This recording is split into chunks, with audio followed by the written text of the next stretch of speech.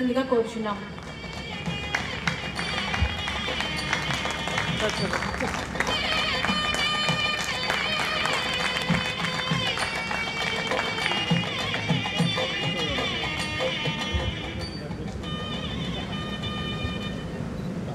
Thank you, sir. Thanks for being with us.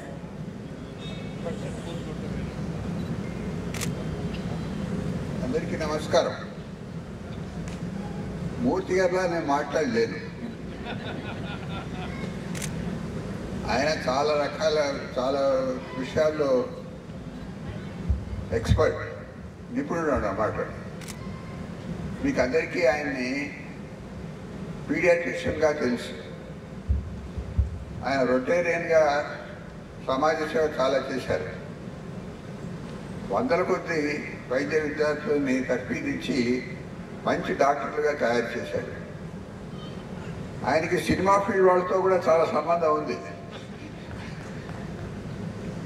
కవిత్వం రాశాడు, ఇంకా చదువు చెప్తూనే ఉన్నాడు.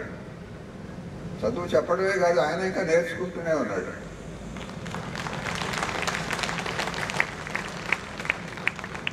నాకు ఆయన్ని ఒక 50 ఏళ్ళుగా పరిచయం ఉంది.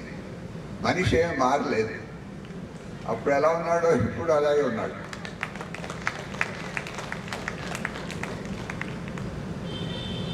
అందులో ముఖ్యంగా నేను గమనించింది ఏంటంటే, స్టూడెంట్స్ అందరూ టీచ్ చేస్తారు, అందరూ చదువు చెప్తారు.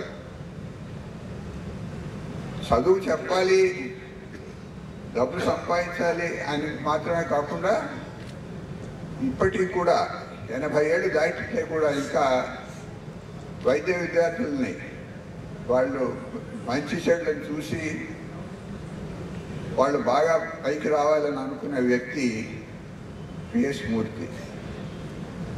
వాళ్ళ అన్నయ్య నా క్లాస్మేట్. అతను కూడా చాలా మంచివాడు, చాలా పెద్ద ఉద్యోగాలు చేశాడు అమెరికాలో. మూర్తి గారి వైశిష్ట్యం ఏమిటంటే అబ్సల్యూట్ ఫెయిర్నెస్. నేను ఎగ్జామినర్గా నేను చూశాను, ఎప్పుడు ఎవరికి ఇన్ఫ్లుయెన్స్కి లొంగిన మనిషి కాదు, ఎవరికి ఎప్పుడు భయపడలేదు. కానీ ఏది రైట్ అనుకుంటే అదే చేశాడు, మంచి పేరు సంపాదించాడు. చాలామంది స్టూడెంట్స్, డాక్టర్స్ కూడా ఇప్పటికి కూడా మూర్తి గారి శిష్యులని చెప్పుకొని గర్విస్తూ ఉంటారు. నేను ఇంతకంటే ఇక్కడ మాట్లాడలేను. పద్మనారెడ్డి గురించి మాట్లాడాలంటే నేను చాలా మాట్లాడాలి. ఆయన ఎన్నో, వీళ్ళిద్దరు ఏదో విశిష్టమైన వ్యక్తులు.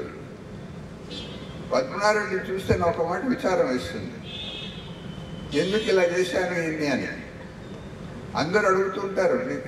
ఒక డాక్టర్ నవ్వు చెప్పారు, ఏమిటి మీ శిష్యులు ఎవరికి డబ్బు మీద ఆశ లేదా అని అడిగింది ఒక ఆవిడ.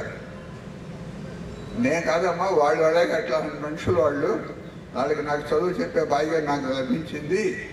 అందుకోసమే పద్మనారెడ్డి ఇంత కష్టపడి ఇంతమందికి మంచి చేస్తున్నాడు, నేనేదో కొంచెం చదువు చెప్పాను అని చెప్పుకోవడానికి నాకు చాలా గర్వంగా ఉంది.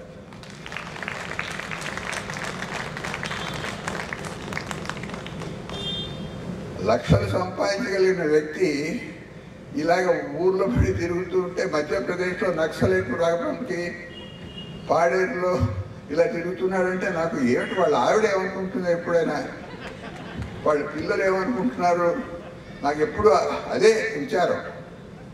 ఆయన అంటుంటాడు నాతో, నేను మీ వల్ల ఇలా అయ్యాను అని. నా వల్ల ఇలా అయ్యాడు అంటే నాకు చాలా విచారం. హాయిగా ఊర్లో ఉండకుండా మంచి ప్రాక్టీస్ చేసుకుంటూ హాయిగా ఉండవలసిన వాడు ఇట్లా ఊర్లు తిరుగుతున్నాడు. మా ఆవిడ నాతో చెప్పింది, పాడు చేసావు పద్మనాభరెడ్డిని అని. నిజంగా నాకు తెలియదు నేను మంచి చేశానో చెడు చేశానో, కానీ ప్రజలకి మాత్రం పద్మనాభరెడ్డి చాలా మంచి చేస్తున్నాడు.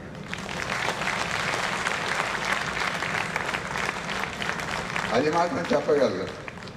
ఇందులో నా ప్రమేయం ఏం లేదు. పద్మనాభరెడ్డి అనుకుంటాడు ఎప్పుడు, నీ వల్ల ఇలా అయ్యాను అని. అదే నాకు భయం, నా వల్ల ఇలా అయ్యాడని.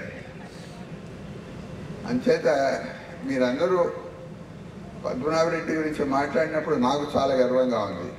నేను ఇట్లాంటి వాడిని నేను కొన్ని రోజులు ఒక 3 ఏళ్ళు చదువు చెప్పాను. అందువల్ల పద్మనాభరెడ్డి ఇంత మంచి పని చేయగలుగుతున్నాడు అని చెప్పడానికి నాకు చాలా గర్వంగా ఉంది. మూర్తి గారిని ఇలా సత్కరించినప్పుడు నన్ను కూడా ఇలా నిలబెట్టినందుకు పద్మనాభరెడ్డి కృతజ్ఞతలు చెప్తూ ఇంట్లో ముగిస్తున్నాను.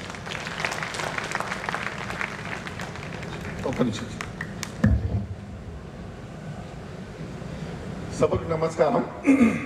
పోతే ఈరోజు నాకు పెద్ద పర్వదినం. ఎందుకంటే చదువు చెప్పిన గురువు, నన్ను ఎగ్జామ్ చేసిన గురువు పక్కపక్కకున్నారు. నన్ను పీడియాట్రిషియన్ చేసింది అయితే డాక్టర్ ప్రొఫెసర్ వెంకటేష్ గారు. ఈరోజు నేను ఏమన్నా చేస్తున్నానంటే స్కూల్ హెల్త్ అనుకోండి, ఆర్సీహెచ్ అనుకోండి, ప్రైమరీ కేర్ అనుకోండి, దీనికి వేసిన సీడ్ అంతా కూడా మణిపాల్లో నా నెత్తిలో వేస్తున్నారు సార్. పోతే ఆ టైంలో అనుకునే వాళ్ళం ఇదంతా చేసే సాధ్యం అవుతుందా అని.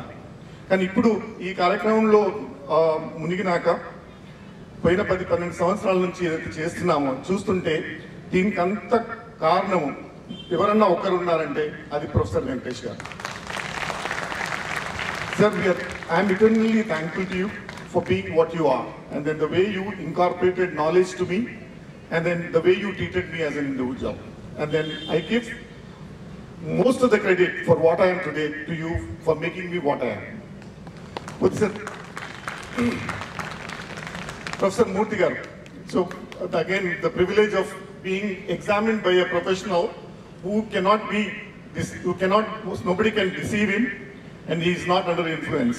And then he came to Manipal as an examiner, and then I was the only person who did not meet him, that because we are from Hyderabad, everybody thinks that he's from Hyderabad. And then I came to know when I went and met Professor Venkatesh after the exam that he's from Hyderabad, he came from Hyderabad and things like that.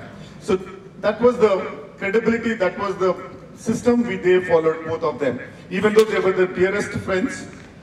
And then the disadvantage for me that time was, నేను 3 సంవత్సరాలలో 2 సంవత్సరాలు 9 నెలలు professor గారి యూనిట్లోనే చేసినాను.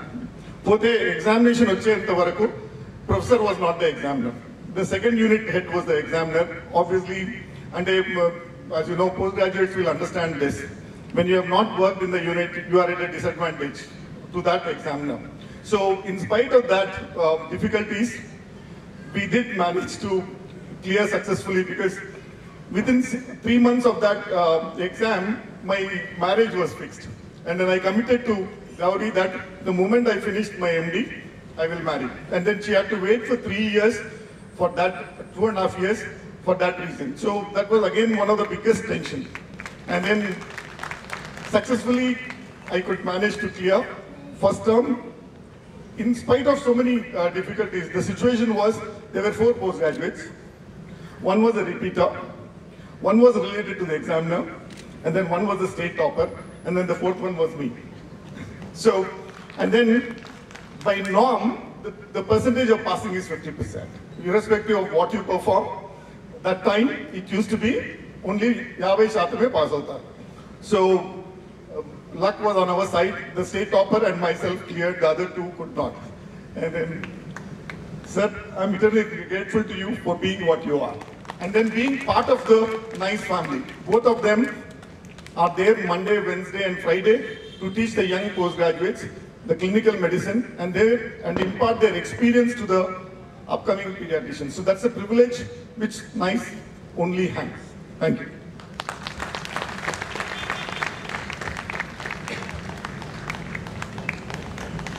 Thank you, sir. Thank you for being with us. Thank you, sir. Thank you so much. నిజంగా గురు శిష్యుల మధ్య ఉన్నటువంటి ఒక అనురాగాన్ని ఈరోజు మనందరం చూడడానికి ఇక్కడికి వచ్చినందుకు నాకైతే చాలా సంతోషంగా ఉంది. అంతేకాకుండా ఎంత ఎదిగినా ఒదిగి ఉండాలి అనే నానుడిని మన అధినేత అయినటువంటి డాక్టర్ పద్మనాభరెడ్డి గారిని చూసి మనం ఎంతో నేర్చుకోవాలి. మన తదుపరి కార్యక్రమం అయినటువంటి ఇప్పుడు ఉత్తరాంధ్ర ప్రాంతంలో విజయనగరం మారుమూల ప్రాంతాల్లో ఒక సాంప్రదాయ నృత్యమైనటువంటి తపటగూళ్ళు అనే కార్యక్రమాన్ని మన ముందు ప్రదర్శించడానికి వస్తున్నారు Vizianagaram and Srikakulam team. Please welcome them.